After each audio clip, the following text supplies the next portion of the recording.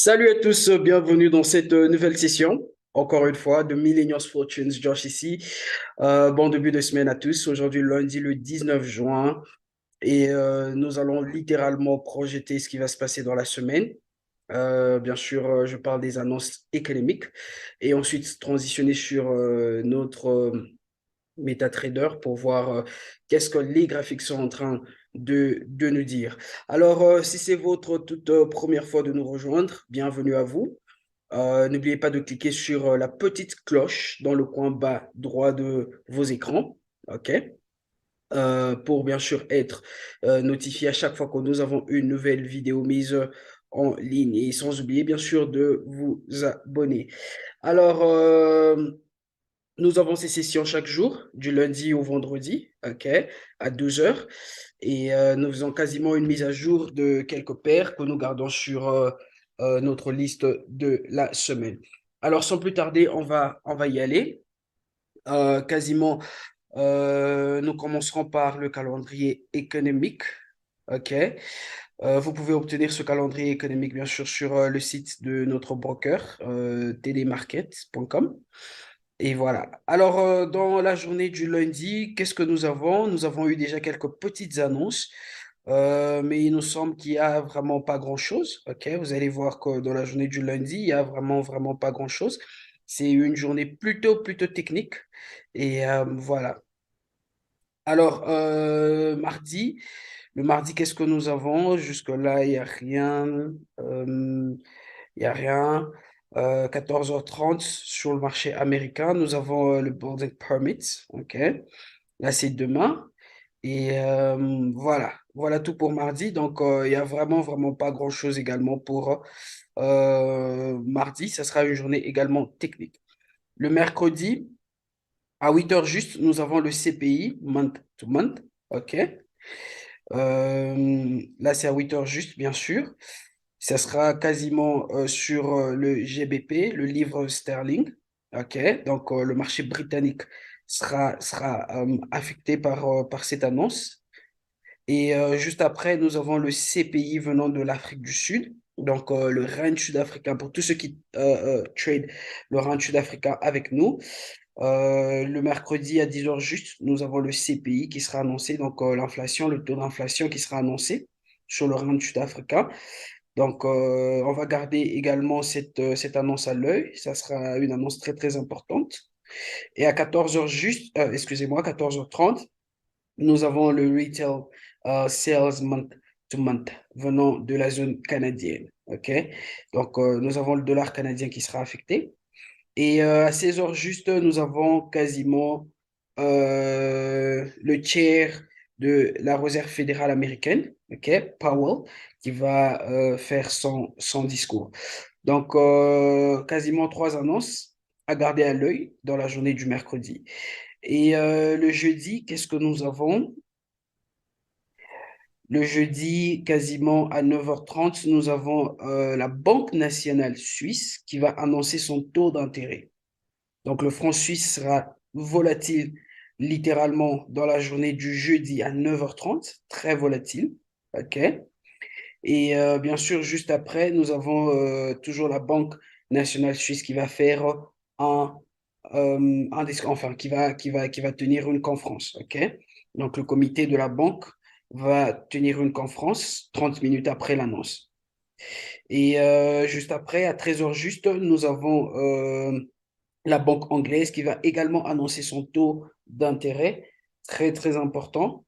Donc, le livre sterling sera également très volatile à 13h30, OK, dans la journée du jeudi. Et juste après, à 16h juste, nous avons un autre discours du chair de la Réserve fédérale américaine. Et à la même heure, nous avons le Existing Home Sales. 17 heures juste, nous avons le crude oil stock change.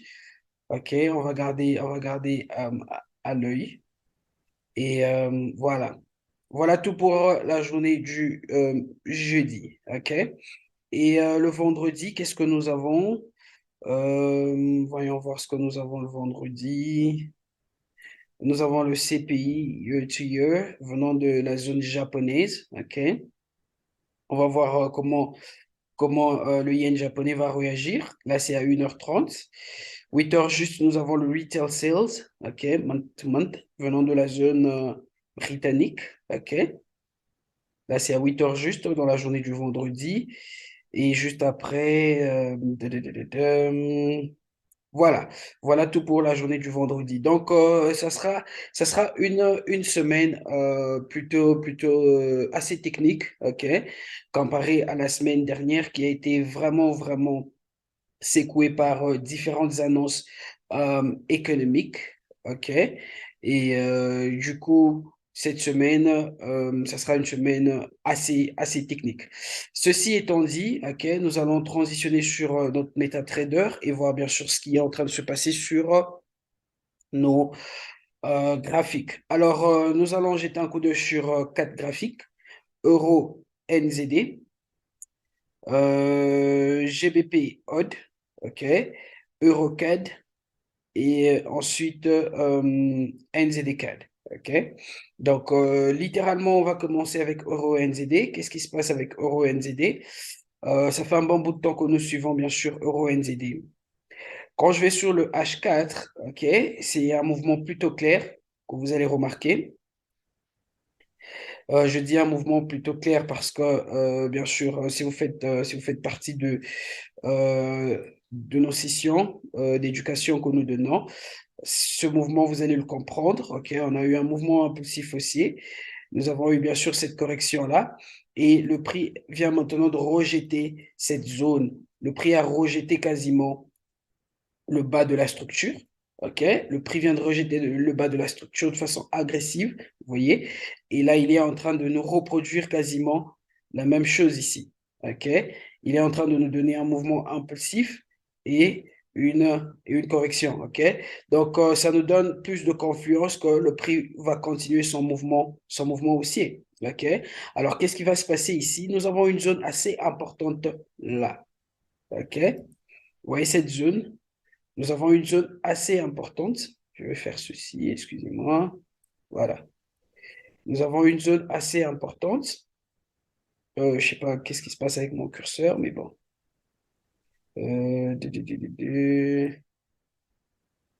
Voilà. Nous avons une zone assez importante là. OK? On va voir cette zone être testée par le prix. Pourquoi je dis qu'on veut voir cette zone être testée par le prix? Quand nous allons sur le HA, OK, vous allez remarquer ceci. Le prix est venu tester cette zone, il a rejeté. Le prix est revenu retester, il a rejeté une autre fois. Et ensuite, il a break. Mais regardez comment le prix est revenu retester cette zone-là. Et regardez cette rejection que nous avons eue. OK? Et ensuite, le prix a break une fois de plus. Là, il est revenu, il a rejeté. Il est revenu retester presque, OK, notre zone. Il a rejeté une fois de plus. Alors, vous allez comprendre que c'est une zone assez importante. Alors, qu'est-ce qui va se passer? À partir d'ici, il se peut que le prix aille directement à la hausse, OK, et continue son mouvement haussier. S'il continue son mouvement haussier, nous allons attendre à voir une autre opportunité. Mais si le prix revient, tester notre zone de support, OK, qui est quasiment la zone 1,7505. Si le prix vient retester cette zone, on va attendre que le prix nous donne quasiment un nouveau bas. OK?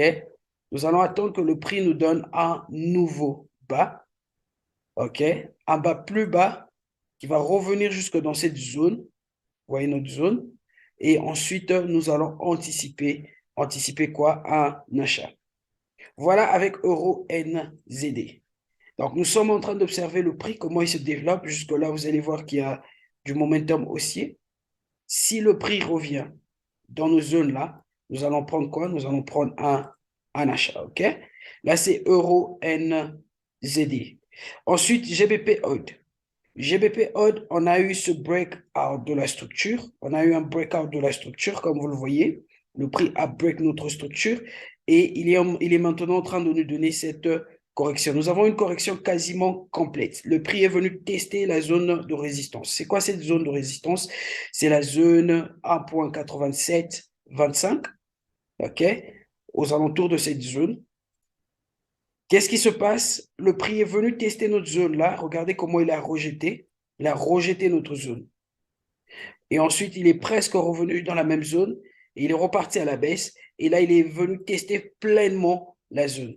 Et regardez maintenant ce que nous avons eu comme bougie. OK? Regardez ce que nous avons eu comme bougie. Et ça nous indique forcément qu'il y a potentiellement des vendeurs, OK, qui sont, qui sont là, là, là, là. Nous avons quasiment de vendeurs qui peuvent rentrer en jeu aux alentours de cette zone. Alors, qu'est-ce qui va se passer ici? Nous allons attendre, bien sûr, que le prix remonte encore un tout petit peu, OK? On va attendre que le prix remonte encore un tout petit peu parce que nous avons déjà eu notre correction complète là. OK? Donc, attendons que le prix remonte un tout petit peu et ensuite nous allons rentrer dans ce trade. Comment est-ce que nous allons rentrer dans ce trade? On va placer notre zone d'entrée quelque part là, notre sell stop. OK? Et notre stop loss sera un tout petit peu au-dessus là et notre target sera là, notre premier target sera juste là, là, là en dessous. OK? Donc là, c'est avec GBP Odd. Soyons patients, attendons un tout petit peu que le prix remonte, OK? Encore une fois dans la zone pour que nous puissions anticiper quoi? Une vente. Parce que nous avons déjà une correction complète. On a eu cette confirmation de bougie, OK? Et bien sûr, c'est une indication que potentiellement nous aurons des, des vendeurs, OK? Mais nous attendons voir le prix, bien sûr, remonter encore une fois un tout petit peu. Ensuite, nous avons Eurocad. Eurocad, qu'est-ce qui se passe avec Eurocad? Eurocad, on a discuté de ça avec certains de nos étudiants. On a eu ce mouvement baissier, OK? Et ensuite, nous avons eu cette correction qui est revenue jusque dans nos zones fibres. Vous voyez cette zone fibre là, OK, qui coïncide avec notre zone de résistance, OK? 1,4518.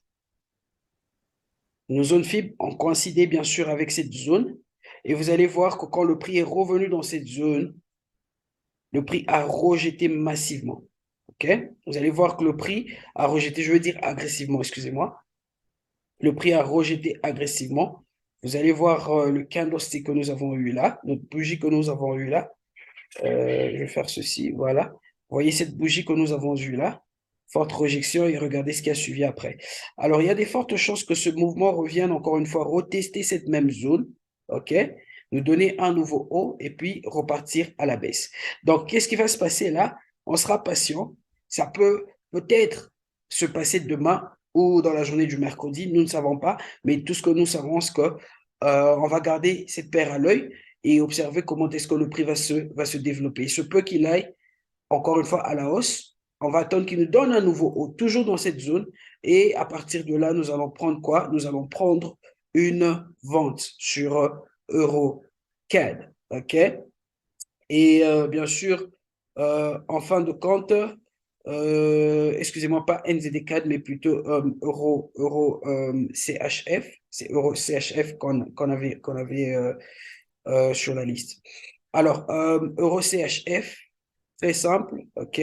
On a eu ce mouvement impulsif haussier, nous avons eu cette correction complète qui nous a donné un autre mouvement haussier et nous sommes maintenant en train d'avoir cette correction. Qu'est-ce qui va se passer? Attendons que le prix revienne retester notre zone de support, nous donner un nouveau bas dans cette même zone et nous allons anticiper un achat. Pourquoi? Parce que quand vous regardez sur le daily, OK, vous allez voir qu'il y a des fortes chances que le prix aille finir ce canal. Okay? Nous sommes en train de tenir en compte ce canal descendant. Okay?